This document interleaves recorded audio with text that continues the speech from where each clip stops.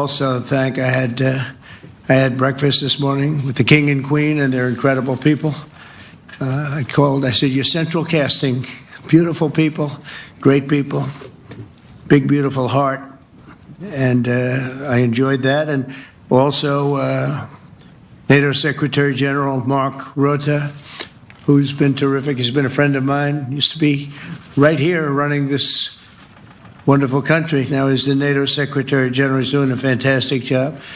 And the Prime Minister, we appreciate everything you've done. And as you know, last weekend, the United States successfully carried out a massive precision strike on Iran's nuclear enrichment facilities, and it was very, very successful. It was called obliteration.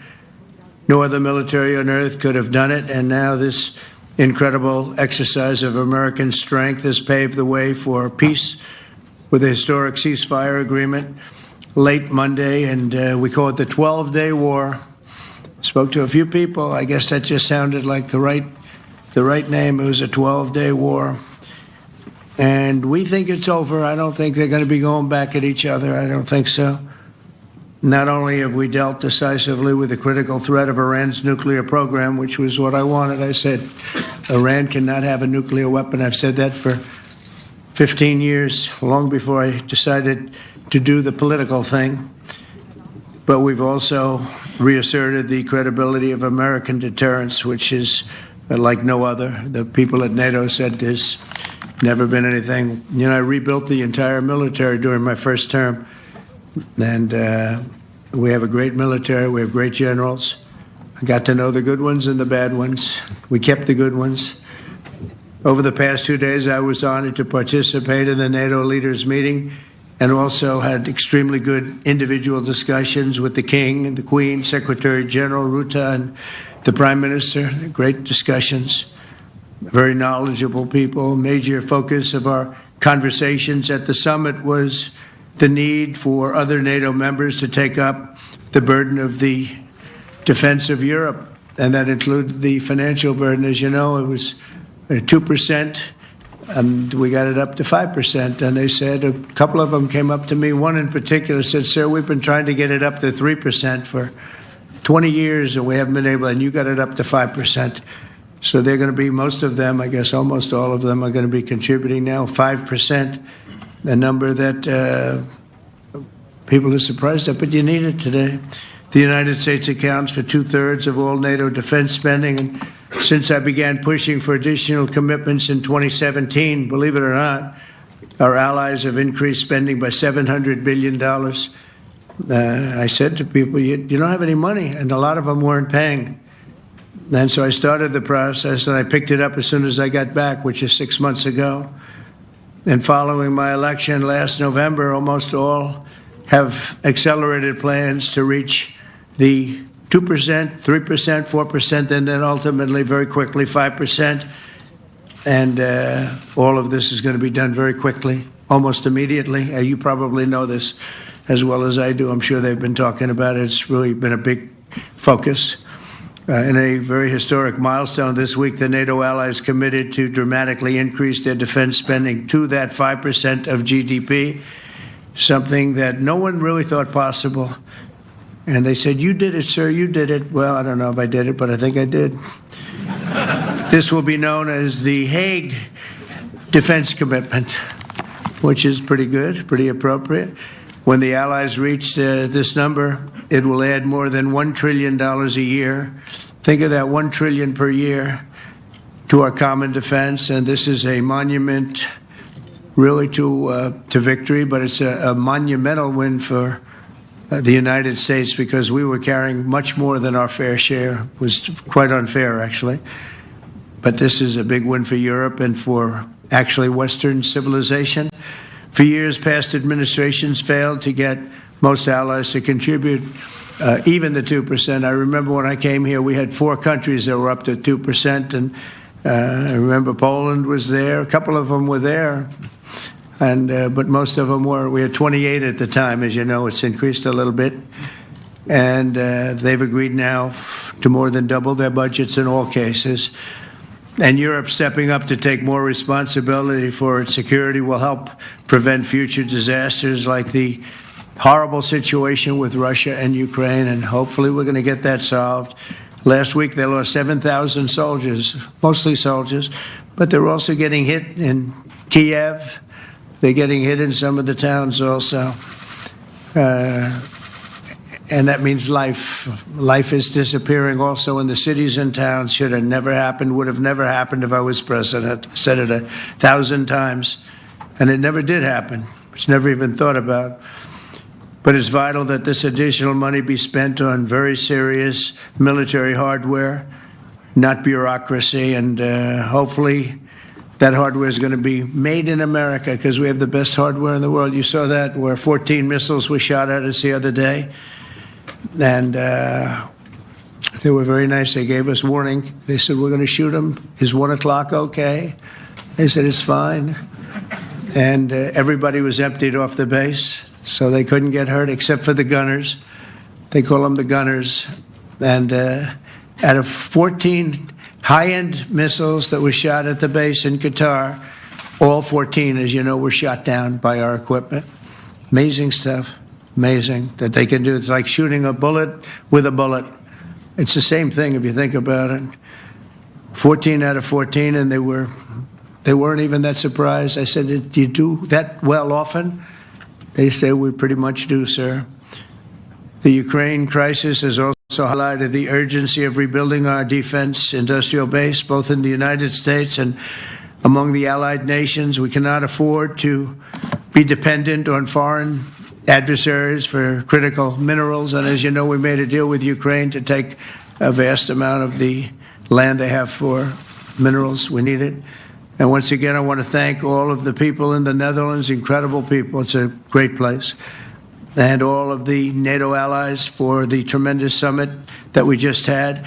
A letter just came in, and a statement came in from the Atomic Energy Commission of Israel. And I just wanted, this is an official letter, and they're very serious people, as you know. The devastating U.S. strike on Fordo destroyed the site's critical infrastructure and rendered the enrichment facility totally inoperable. It was devastated.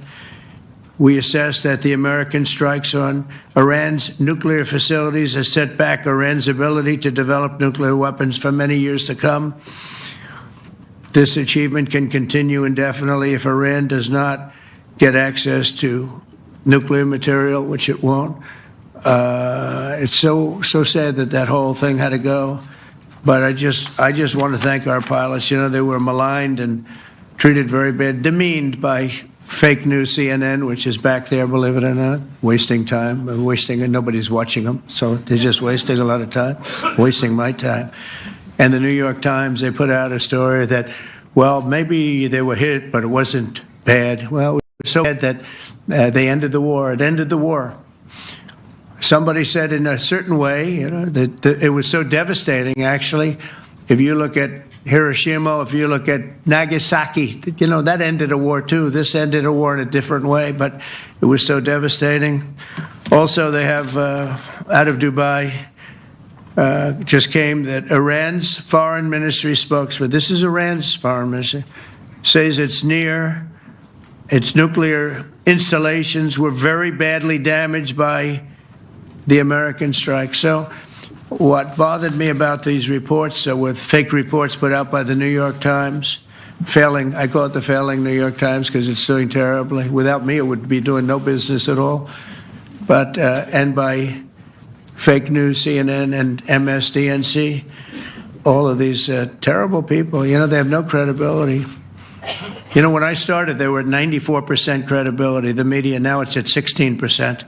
And I'm very proud of it because I've exposed it for what it is. But when I saw them starting to question the caliber of the attack, was it bad? Well, it was really bad. It was devastating. They were obliterated. In fact, you can't get into the tunnels. They just put that over. That just came out. They can't. There's nothing. There's no way you can even get down. The whole thing is collapsed in a disaster. And I think all of the nuclear stuff is down there because it's very hard to remove. And we did it very quickly. When they heard we were coming, it was, you can't move it. Very hard, very dangerous, actually, to move to. And they also knew we were coming, so I don't think too many people want to be down there knowing we're coming. With the bunker busters, as we call them, we're the only ones that have them. We have the best equipment, best nuclear equipment, and we have the best equipment in the world. And by the way, we can't forget our submarine, which was out there, submarines actually, but submarine was out there. We shot 30 rockets into an area, every single one of them. I think it was almost 400 miles away, I think, Pete, right? 400? And long. It was in the ocean, long ways away. And we shot a total of 30. Every single one of them hit within 9 inches from where it was supposed to be. It took out a lot. Because we didn't do just 4, though. We did 2 others in addition, which hadn't been completely destroyed. So we hit them with a submarine from hundreds of miles away. Amazing, just amazing equipment. Greatest submarines in the world. Nobody's even close. They're 20 years behind us when it comes to submarine technology. So that's one, and the other was from the Atomic Energy Commission, and they have about 3 or 4 of them now coming in from atomic energy commissions from various places. But the one that we have that just came out, we released it a little while ago, was from the Israeli Atomic Energy Commission, but numerous of them are getting to see the site, and the site has been demolished. And again, we had these brave patriots, these incredible flyers, these people that can fly a plane better than anybody can fly a plane, going into very hostile territory, flying into the territory that has got more missiles and things pointed at it, but it was very stealth. They didn't get to see it. It was dark. That's the amazing thing about the shots. They hit the shots perfectly, and yet it was dead dark. There was no moon. There was no light. It was virtually moonless. It was very dark, and the shots were hit perfectly. But when they get demeaned, and they were very upset about it because they knew how strong it would be. Back in Missouri, the pilots flew about 36 hours, 2 ways, far distance, and in those incredible B-2s. And we then had the F-22s, and we had the F-35s, and we had other planes, and we had, I think, a total of 52 tankers. That means the big tankers, because the refueling was a lot for all of the different planes that we sent. Incredible operation, and I have to say, General Raisin Cain was incredible. That's why he beat ISIS, and we beat ISIS in a matter of weeks. I was told it would take 4 to 5 years. We did it in a few weeks, and he was great. That's why he's the head of the Joint Chiefs of Staff right now, because I had a very good experience with him. He knocked out ISIS in a period of literally a few weeks. Amazing. And it was supposed to take a few years, 5 years to be exact. So we had a great victory there, and we then came here, and I think we had a great victory here. But this is an ongoing project. This is the safety of Europe, the safety of the world. And they've raised it from 2% to 5%, something which nobody, and you're talking about over $1 trillion a year. So we're talking about a lot of money coming in from countries that we're not paying nearly enough to be effective.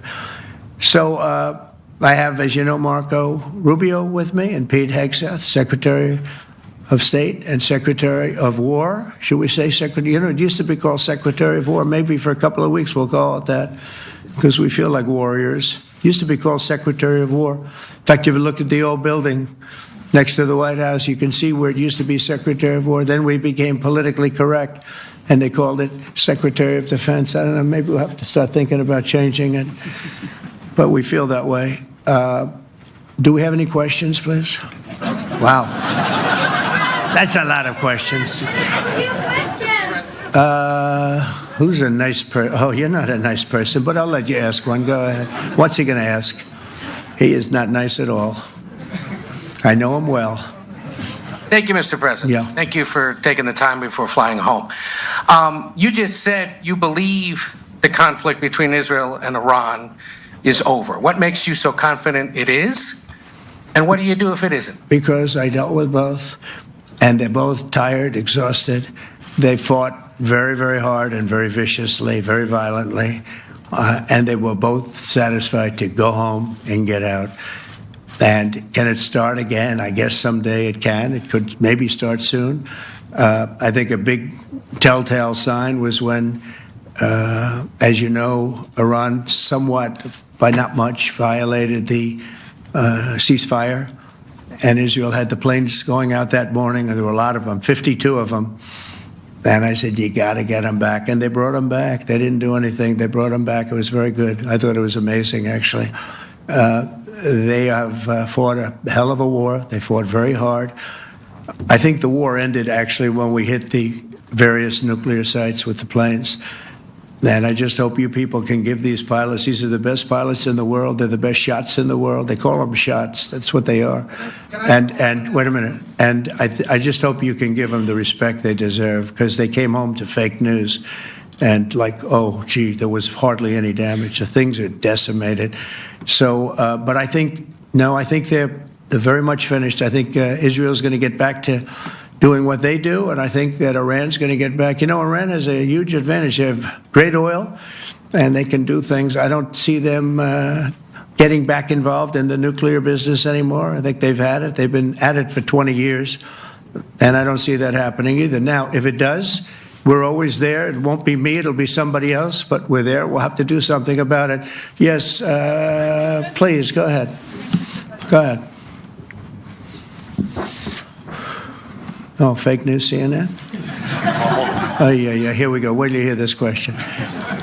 You should really say how great our soldiers and our warriors are. I think everyone appreciates our soldiers and our warriors. I do have two questions for you, Mr. President. You just cited Israeli intelligence on these attacks. Earlier, you said U.S. intelligence was inconclusive. Are you relying on Israeli intelligence for your assessment of the impact of the strikes? No, this is also, Iran made the statement, and it's also, if you read the document that was given, that Pete can talk about if you'd like, the document said it could be very severe damage, but they didn't take that.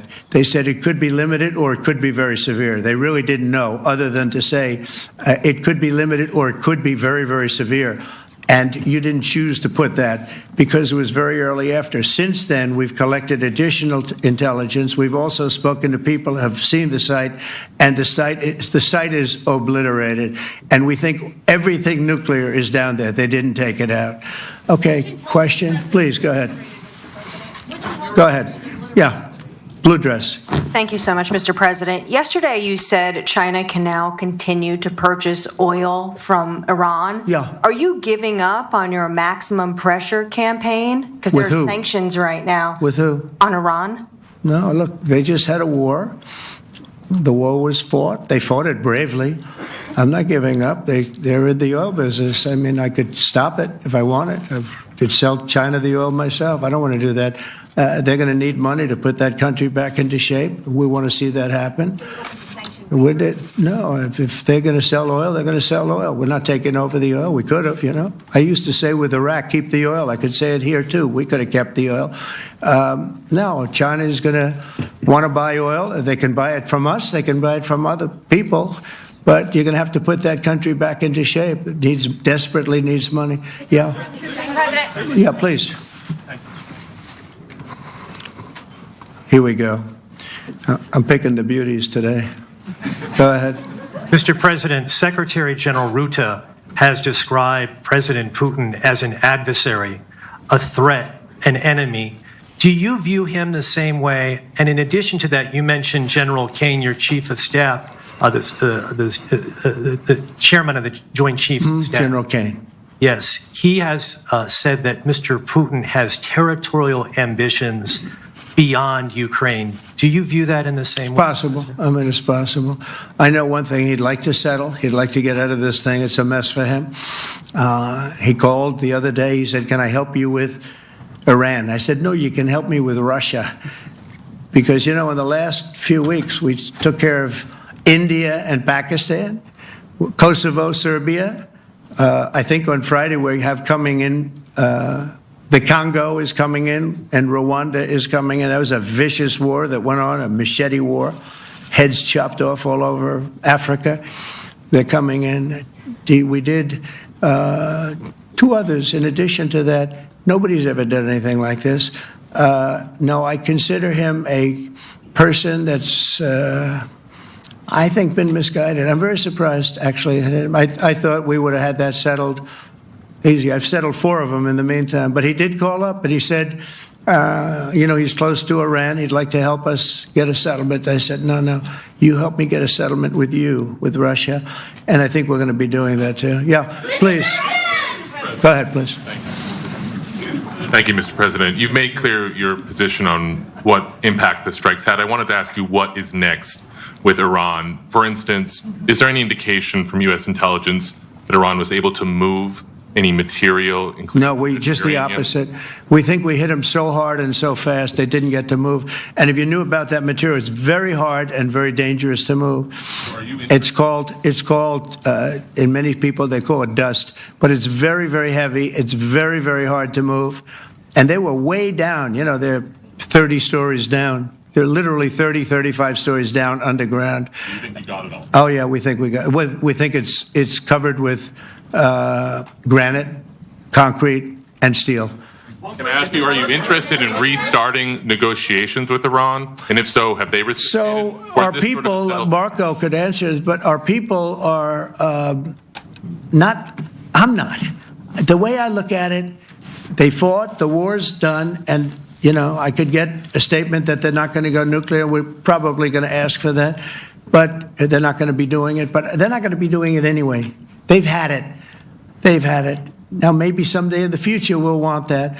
But I've asked Marco, do you want to draw, I just asked him the question as we were walking on the stage, do you want to draw up a little agreement for them to sign? Because I think we can get them to sign it.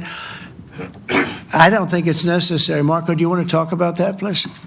Well, Mr. President, I think President Trump has shown a willingness to meet and talk to anybody in the world who's interested in peace. I don't know of any president that's been as willing as he has to meet with anyone and talk about peace. We'd love to have peaceful relations with any country in the world. And so obviously that'll depend on Iran's willingness not just to engage in peace, but to negotiate directly with the United States, not through some third country or fourth country process. But I know of no president, probably in our modern history, that's sought peace more than President Trump has. Sounds like the door is open, but you're in no rush. Is that right? Sounds like the door is open. But I'll tell you what, look, we're going to talk to them next week with Iran. We may sign an agreement. I don't know. To me, I don't think it's that necessary. I mean, they had a war, they fought. Now they're going back to their world. I don't care if I have an agreement or not. The only thing we'd be asking for is what we were asking for before about we want no nuclear, but we destroyed the nuclear. In other words, that's destroyed. I said, Iran will not have nuclear. Well, we blew it up. It's blown up to kingdom come. And so I don't feel very strongly about it. If we got a document, wouldn't be bad. We're going to meet with them, actually. We're going to meet with them. Yeah. Yeah, go ahead, please. Yes. Mr. President, Netherlands TV, thank you for visiting our country. Good. As I understood, Thank you. I, of course, would like to know how you slept last night at the House of the King. Oh, I slept beautifully. But probably a more serious question. I think you just had a meeting with President Zelensky. Did you discuss any ceasefire in this Russo-Ukrainian? No, I wanted to know how he's doing. He was very nice, actually. We had little rough times sometimes. He was couldn't have been nicer. I think he'd like to see an end to this. I do. I think what I took from the meeting couldn't have been nicer, actually. But I took from the meeting that he'd like to see it end. I think it's a great time to end it. I'm going to speak to Vladimir Putin, see if we can get it ended. But look, these are brave people. They're fighting these wars all over the place. Last week they had, I guess, close to 7,000 young soldiers, Russian and Ukrainian soldiers were killed, 7,000 in 1 week. It's crazy. It's crazy. So I'll be speaking to Putin. No, I had a good meeting with Zelensky. And I had a lot of good meetings. We had a lot of good meetings with a lot of people, a lot of great leaders. But he's fighting a brave battle. It's a tough battle. Yeah. Go ahead, white dress. Thank you. Ida Hallikainen from Finland, Ilta-Sanomat. Good. You have played golf with President Alexander Stubb. How do you see Finland as a NATO ally and partner, and how would you describe your relationship with our president? Well, he's a very good golfer. okay? In fact, he was on his college golf team. He went to a good college in the South, as you know, a very good college, and he was a good golfer. We had a good time. I think my relationship's great. I want to buy icebreakers. You know, you're very good at icebreakers. And I actually made him an offer. I didn't go to Congress. They'll try and impeach me for this. But there's an old, it's not old, it's fairly new, but it's used icebreaker. And I offered him about 1/3 of what he asked for. But we're negotiating. We need icebreakers in the U.S., and if we can get some inexpensively, I'd like to do that. Actually, they'll fix it up, make it good. Also, we may buy some icebreakers. You know that you're the king of icebreakers. That particular country, they make them good. They make them really good, and they know what they're doing. And so we're negotiating with them for about 15 different icebreakers. But one of them is available now. It's old, and it's old. It's like 5-6 years old. Now we're trying to buy it. I'm trying to make a good deal. It's all I do my whole life. My whole life, that's all I do is make deals. Yeah, please. Go ahead. Sir, go ahead. Yeah, a question for NewsHour, Dutch TV. First of all, on Article 5, on your way here, you spoke about the commitment of the U.S. to Article 5, saying, I'll give you my definition once we're here. Yeah. What is your definition, and may the U.S. commitment to Article 5 change in case some of the NATO members do not reach the threshold that was discussed today? My second question is following up on a colleague on Iran. What intel reports do say that everything over there was obliterated? Yeah, well, there are numerous of those reports, and they're coming out fast and furious. But the most respected ones we've already seen. And I will say that on a very confidential basis, they're looking at the reports, like numerous reports, and including people going to the site and checking the site. And they're going to be having, I guess you're going to be having over the next couple of days a full, you're going to encapsulate it. But no, the site was obliterated, just like I said it was. And just like the pilots should be given credit for. As far as Article 5, look, when I came here because it was something I'm supposed to be doing, but I left here a little bit differently. I said, I watched the heads of these countries get up, and the love and the passion that they showed for their country was unbelievable. I've never seen quite anything like it. They want to protect their country, and they need the United States. And without the United States, it's not going to be the same. And you can ask Mark, or you can ask any of the people that were there. It was really moving to see it.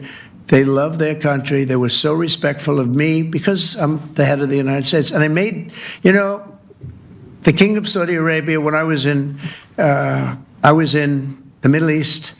So I was in Qatar for a different reason, not a reason to get shot at. We were in there for economic development reasons, Qatar, UAE, and Saudi Arabia. All three leaders of those countries, and we took back $5.1 trillion into the United States. All three leaders said, you're presiding over the hottest country in the world. The United States right now is the hottest country. Everybody wants to be there. Everybody wants a piece of it. He said, a year ago, your country was dead. You had a deadhead running it. You had a country that was dead, and it was dead.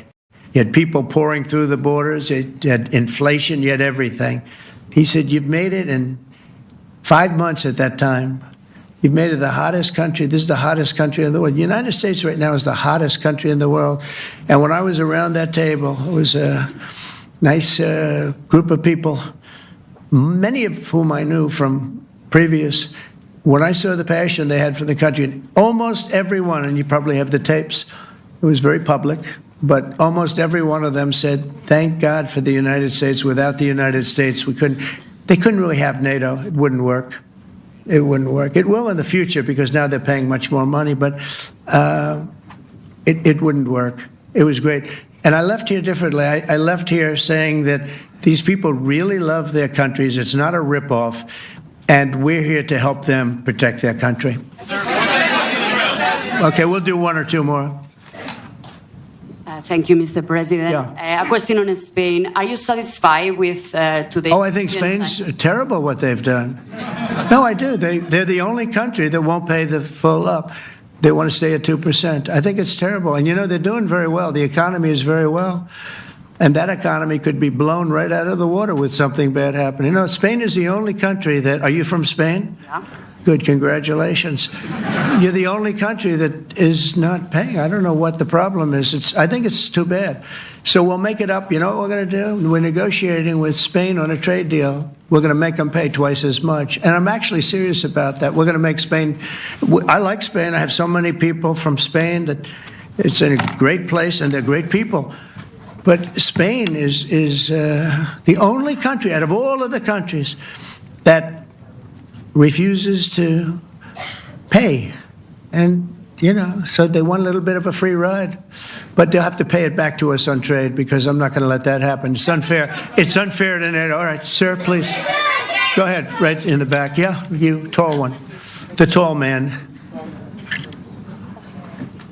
Mr. President, Johannes Petra from Austrian National Television. How are you? You once said that you would end the Ukraine war in 24 hours. You later said that sarcastically. Well, of course it was sarcastic. But you've now been in office for 5 months and 5 days. Why have you not been able to end the Ukraine war? Because it's more difficult than people would have any idea. Vladimir Putin has been more difficult. Frankly, I had some problems with Zelensky. You may have read about him. And it's been more difficult than other wars. I mean, look, we just ended a war in 12 days that was simmering for 30 years, frankly. We ended Rwanda and the Congo. It's coming to sign the documents. We've already signed basic documents, but they're coming, I think, to the White House on Friday.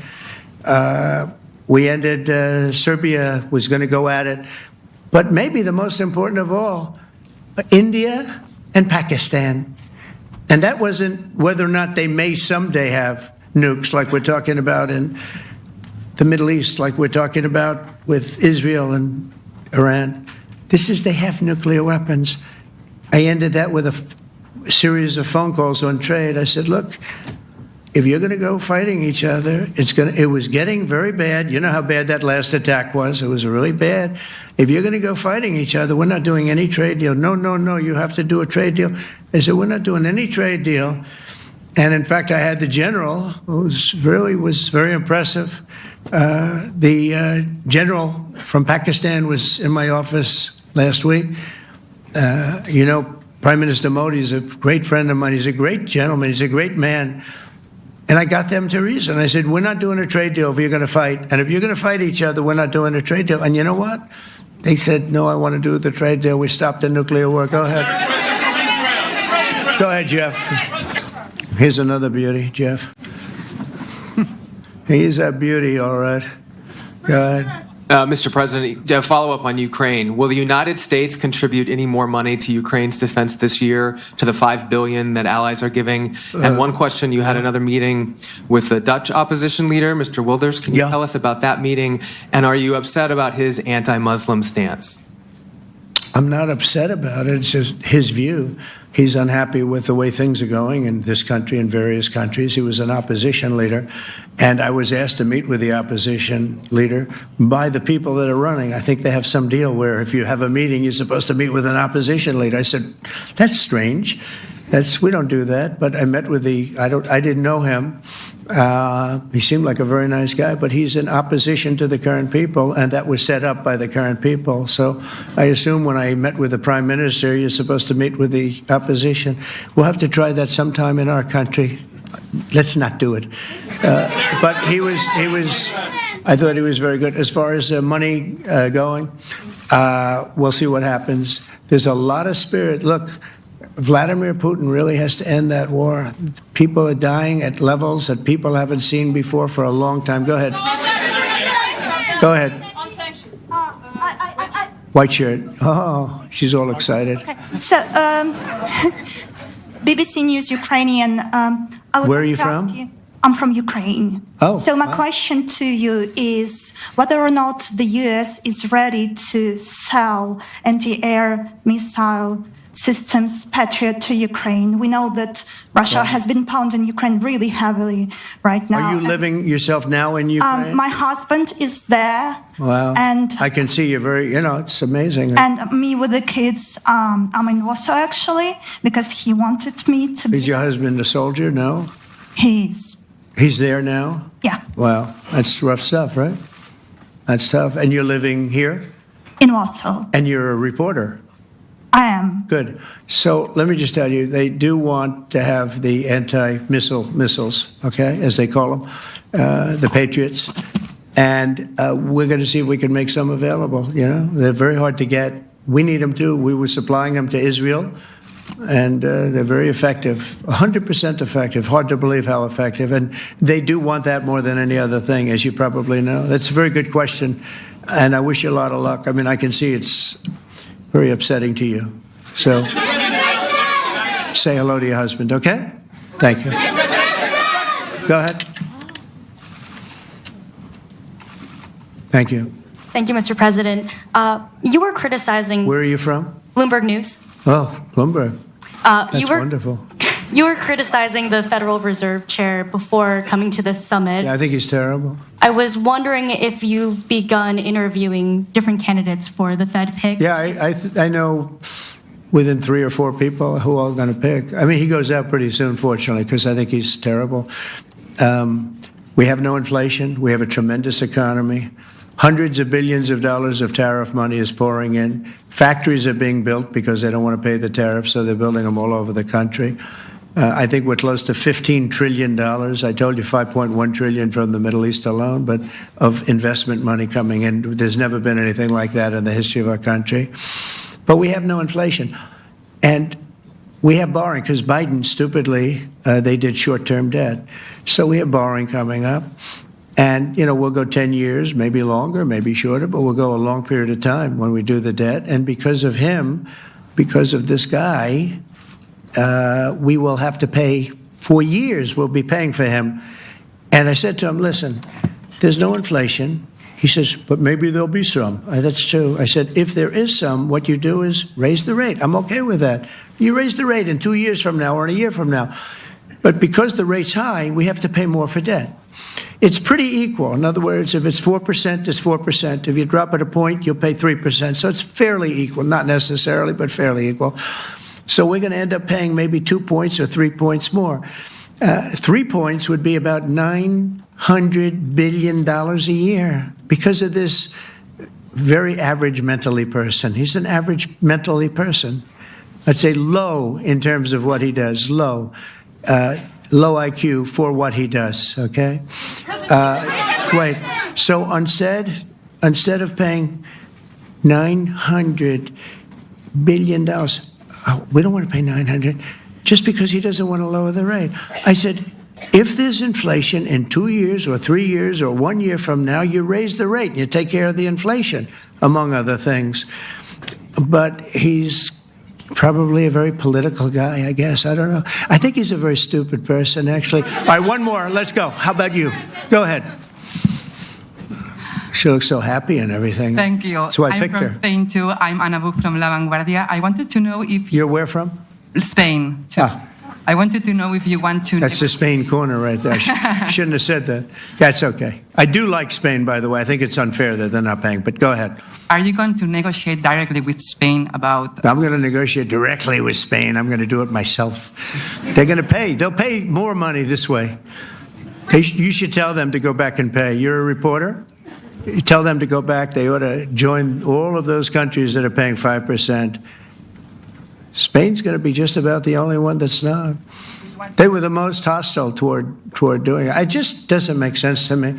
Okay, all right, Kelly, go ahead. Here we go. Here's another one. Hello, sir. Thank you very We much. got them all today. Okay.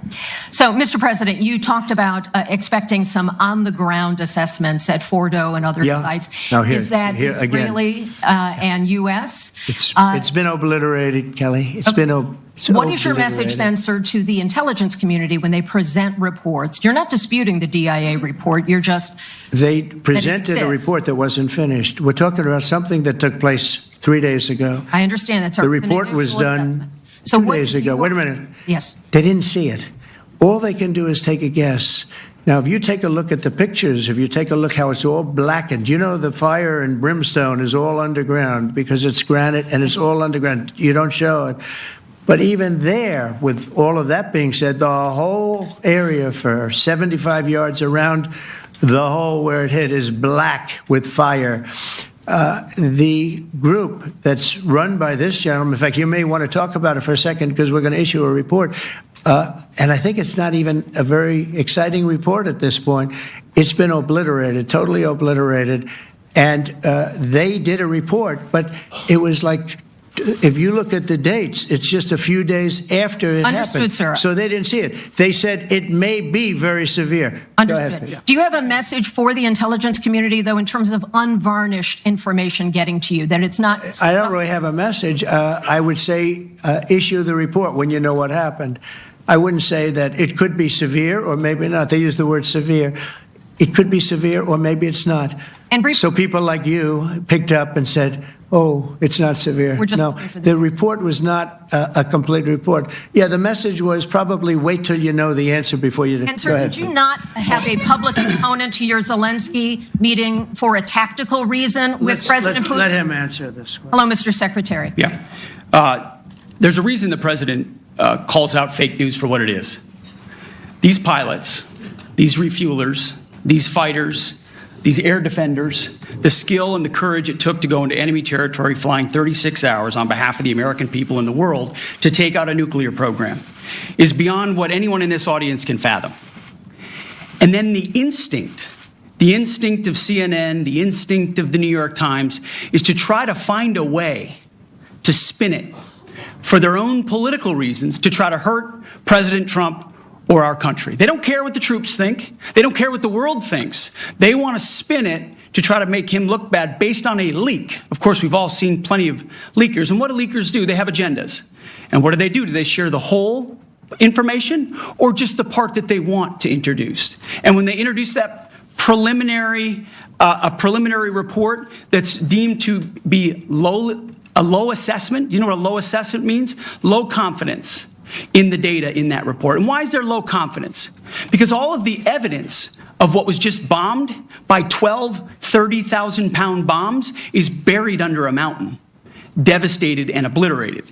So if you want to make an assessment of what happened at Fordo, you better get a big shovel and go really deep, because Iran's nuclear program is obliterated. And somebody somewhere is trying to leak something to say, oh, with low confidence, we think maybe it's moderate. Those that dropped the bombs precisely in the right place know exactly what happened when that exploded. And you know who else knows? Iran. That's why they came to the table right away, because their nuclear capabilities have been set back beyond what they thought were possible because of the courage of a commander-in-chief who led our troops, despite what the fake news wants to say. But you're not disputing the report said what it said, even though it was initial. The report said what it said, and it was fine. It was severe, they think, but they had no idea. They shouldn't have issued a report until they did, but we've gotten the information. I think Pete said it better than you can say it. And, you know, you should be proud, you, especially you, should be proud of those pilots, and you shouldn't be trying to demean them. No, those pilots flew at great risk, a big chance that they'd never come back home and see their husbands or their wives. Let me just tell you, you and NBC, fake news, which is one of the worst, and CNN, New York Times, are all bad. They're sick. There's something wrong with them. But you know what? You should be praising those people instead of trying to find some. By trying to go and get me, you're hurting those people. They were devastated. You know, I got a call from Missouri, great state, that I won 3 times by a lot. And I got a call that the pilots and the people on the plane were devastated because they were trying to minimize the attack. And they all said it was hit. But we don't think it was really maybe hit that badly. And they were devastated. They put their lives on the line, and then they have, and I'm not referring to you, but real scum come out and write reports that are as negative as they could possibly be. It should be the opposite. You should make them heroes and heroines. You should make them really people that they were so devastated when they heard this news. And you know what they said? One of them, I spoke to one of them, said, "Sir, we hit the site. It was perfect. It was dead on." Because they don't understand fake news, because they have a normal life, except they have to fly very big, very fast planes. but it's a shame. You should be making them heroes. All right, in the back. Go ahead, back, white, yeah. White jacket, yeah. Go ahead, give my mic. Hello. Deborah Haynes from Sky News. Good. Mark Rutte, the NATO chief, who is your friend, he called you daddy earlier. Do you regard your NATO allies as kind of children? No, he likes me. I think he likes me. If he doesn't, I'll let you know. I'll come back and I'll hit him hard, okay? No? He did it very affectionate. Daddy, you're my daddy. Do you regard your NATO allies, though, as kind of like children, and they're obviously listening to you and they're spending more, and you're obviously appreciative of that, but do you hope that actually they're going to be able to defend themselves, defend Europe on their own? I think they need help a little bit at the beginning, and I think they'll be able to, and I think they're going to remember this day. And this was a big day for NATO. You know, this was a very big day. They took it. One of the gentlemen said, you know what? We've been trying to raise the rate for 30 years, he said, 20 years, from almost the beginning. And he's been there for a long time. He said, until you came along, it never happened. What you did is amazing. It's been sort of an amazing day for a lot of reasons, but also for that. Yeah, go ahead. Do you think they can do it without you, though, in the future? Can they do it without? Well, ask Mark. States? I mean, you have to ask Mark. Okay. So we're heading back. I want to thank these two gentlemen behind me. They're incredible people, both of them. They've done a fantastic job. And Susie's in the front, and she's done great. And Monica, thank you very much. That was quite an exciting time. And we're going to be heading back. We'll be back soon, and we'll see you in Washington, D.C. Remember this, we have the hottest country anywhere in the world. Thank you very much, everybody. Thank you.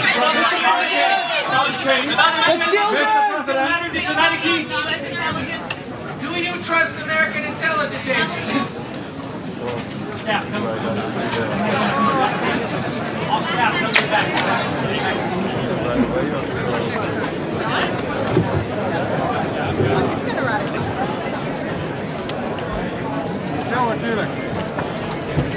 Zelfs een goede cabaret.